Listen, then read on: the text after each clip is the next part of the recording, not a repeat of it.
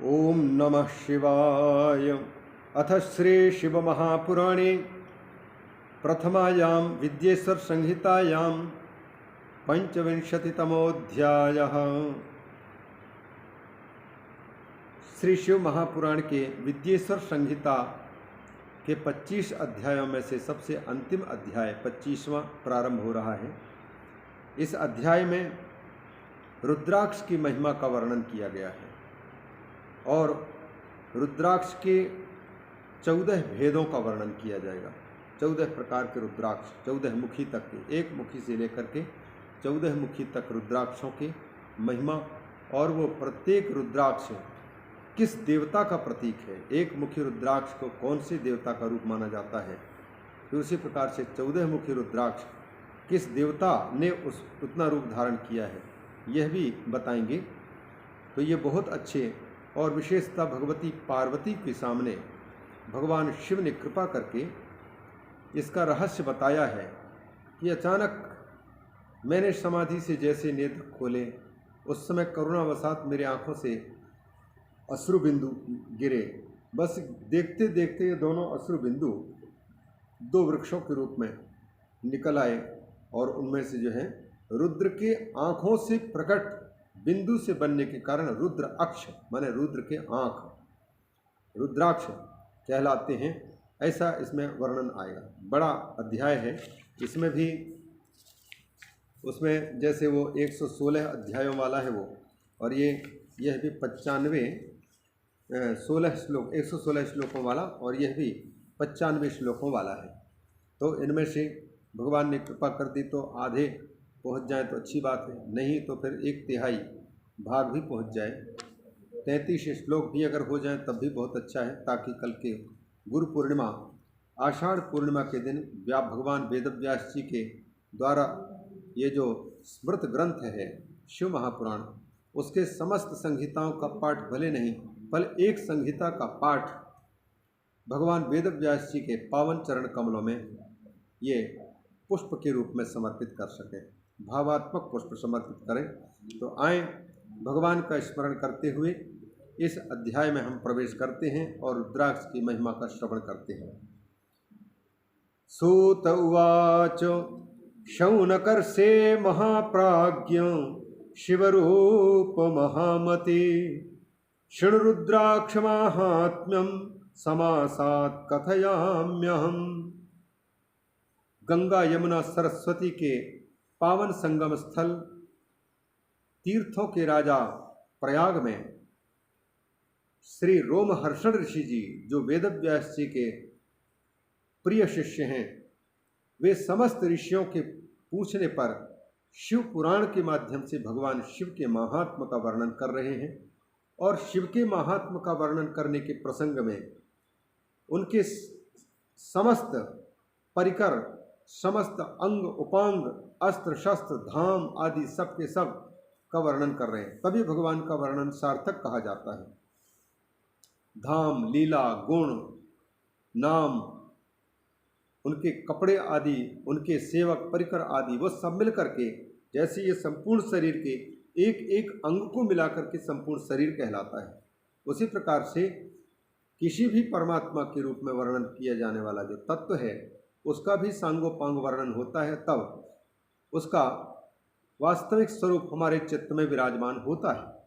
अतः शंकर जी के पारिवारिक जनों में से प्रत्येक जन का भी परिचय इस शिव पुराण में आएगा। पार्षदों का भी प्रत्येक पार्षद का वर्णन आएगा। भगवान शिव के धामों का वर्णन आएगा, समस्त ज्योतिर्लिंगों का वर्णन आएगा, और उन भक्तों का भी वर्णन आएगा जिन्होंने पृथ्वी पर करोड़ों करोड़ों शिवलिंग की स्थापना कर रखी है। तो उन कौन कौन पृथ्वी में कितने शिवलिंग कहाँ कहाँ हैं, और किस भक्त ने, किस साधु ने, किस सिद्ध ने, किस देवता ने स्थापित किया था। जो देवता भगवान शंकर की भक्ति करके कहीं शिवलिंग स्थापित किए हैं, तो उन सबको भगवान वेदव्यास जी समाधि में बैठ करके स्मरण करते हैं, तो भोलेनाथ सबको स्मरण करा देते हैं। ये है मेरा अमुक जगह में अमुक भक्त ने मेरी पूजा की थी, फिर उन्होंने कहा कि यहीं विराजमान हो जाओ, तो हम वहीं विराजमान हो गए। तो भगवान शिव की कृपा से वेदव्यास जी को समाधिस्थ होते पर समाधि में सारी की सारी बातें स्मरण में आती हैं और समस्त पुराणों के लेखन करने में बड़े कुशल भगवान गणेश जी बिल्कुल बिना रुके लिखते रहते हैं, तब जाकर के इतने पुराणों का लेखन भी संभव हो पाया। नहीं तो व्यक्ति चिंतन करे फिर लिखे, कितना समय लग सकता था।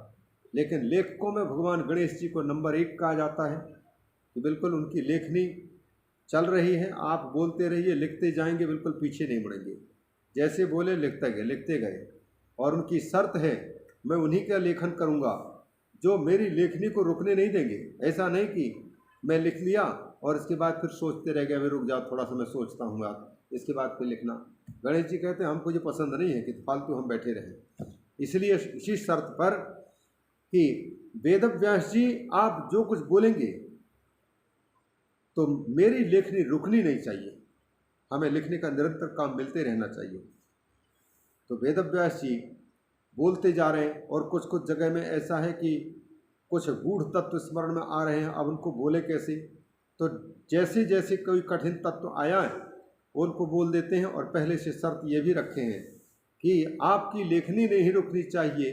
तो ठीक है, हम निरंतर बोलते रहेंगे, आप लिखते रहना, लेकिन हम भी अब शर्त रखते हैं, जैसे हम निरंतर बोलते रहेंगे ताकि आप निरंतर लिखते रहें, लेकिन जो कुछ लिखेंगे समझ करके लिखना कि हमने क्या बोला है और उसमें क्या तात्पर्य।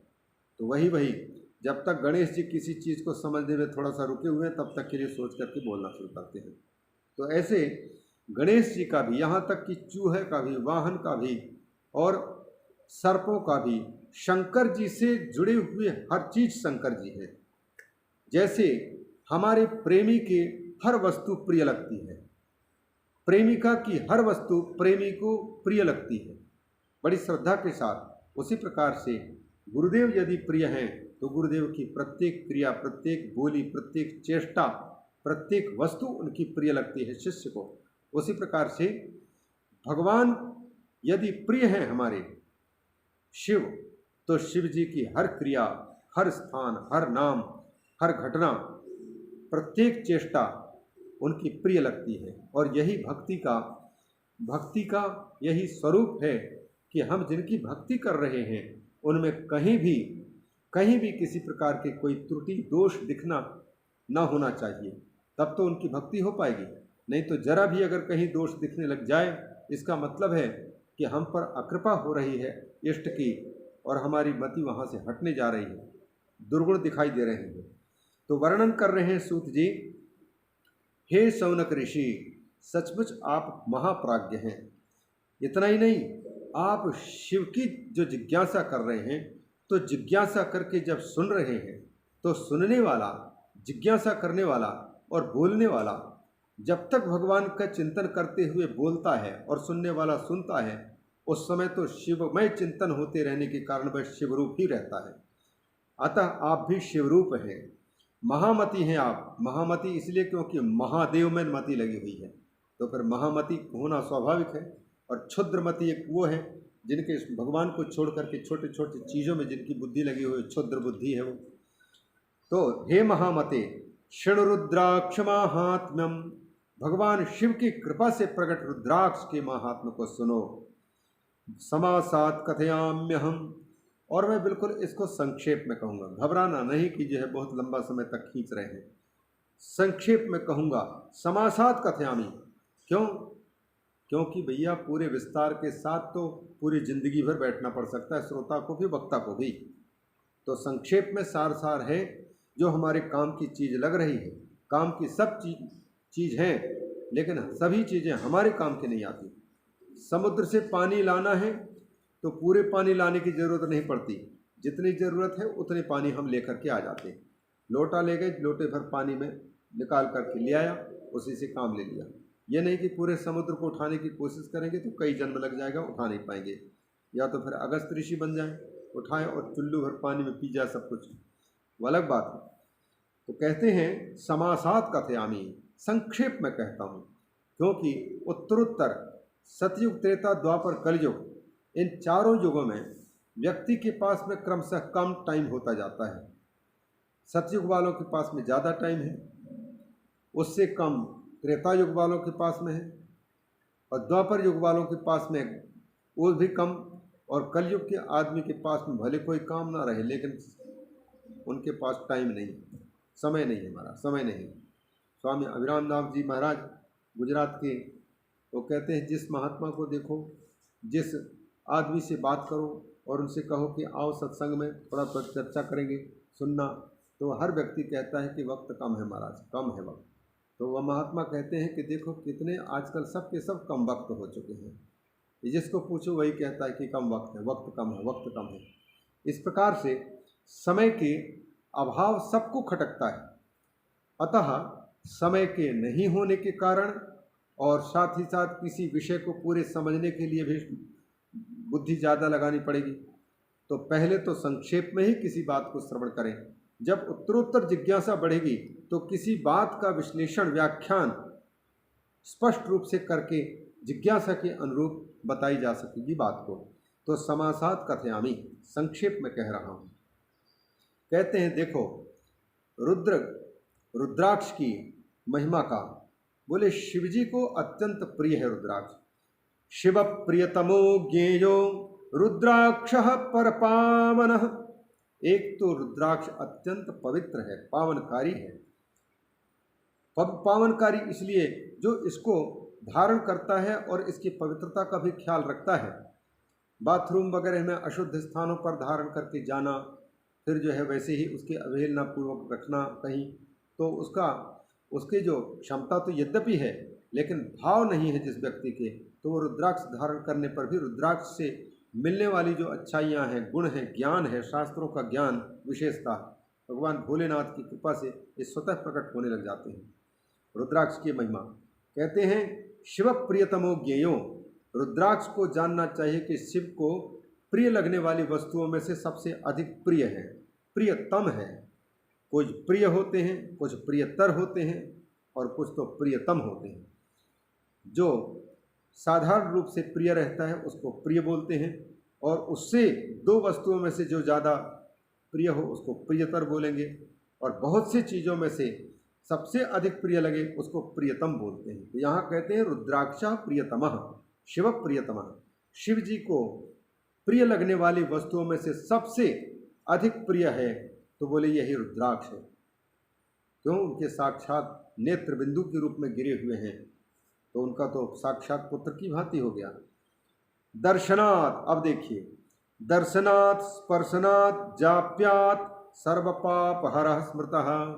यदि कोई व्यक्ति रुद्राक्ष का दर्शन करता है तो उसके सारे पाप भाग खड़े होते हैं, अथवा अगर सामर्थ्य हो तो दर्शन के साथ साथ स्पर्श करने का अवसर मिल जाए तो बड़ा सौभाग्य, और स्पर्श करने का भी अगर सौभाग्य होने के बाद में कदाचित उसमें जपने का सौभाग्य मिल गया तब तो फिर कहना ही क्या। तीनों को कह रहे हैं, दर्शनात् स्पर्शनात् जाप्यात् सर्व पाप हरः स्मृतः। सब प्रकार के पापों को हर लेने वाला कहा गया है रुद्राक्ष। शिव जी का कहना है, कहते हैं पुरा रुद्राक्ष महिमा देव्यग्रे कथितो मुने। रोमहर्षण ऋषि जी कहते हैं कि मैं अपने मुख से क्या कहूँगा, शंकर जी के जो रुद्राक्ष है प्रिय, उसकी महिमा में क्या कहूँ। स्वयं शंकर भगवान से ही हम लोग सुन सकते हैं। शंकर भगवान ने रुद्राक्ष के विषय में जो बात कही है, रुद्राक्ष की जो महिमा बताई है, उसको ही हम लोग सुन लेना। बोले सुनाइए। तो सूत जी वर्णन करते हैं, पुरा रुद्राक्ष महिमा देव्यग्रे कथितो मुने लोकोपकार करणार्थाय शिवेन परमात्मना। बहुत पहले की बात है, भगवान भोलेनाथ तो परम दयालु है ही, करुणामय है ही, तो लोकों का उपकार करने की उनकी बड़ी इच्छा रहती है। हमसे किसी न किसी ज़रूरतमंद का उपकार हो जाए, उनकी सेवा हो जाए, उनकी कोई मदद हो जाए, ये भगवान शिव सदा विचारते रहते हैं। इसलिए लोकोपकरणार्थाय भगवान शिव ने भगवती पार्वती के सामने रुद्राक्ष की महिमा का वर्णन किया है। वो कैसे हैं उसको सुनो, शंकर जी के मुख से ही हम लोग श्रवण करते हैं।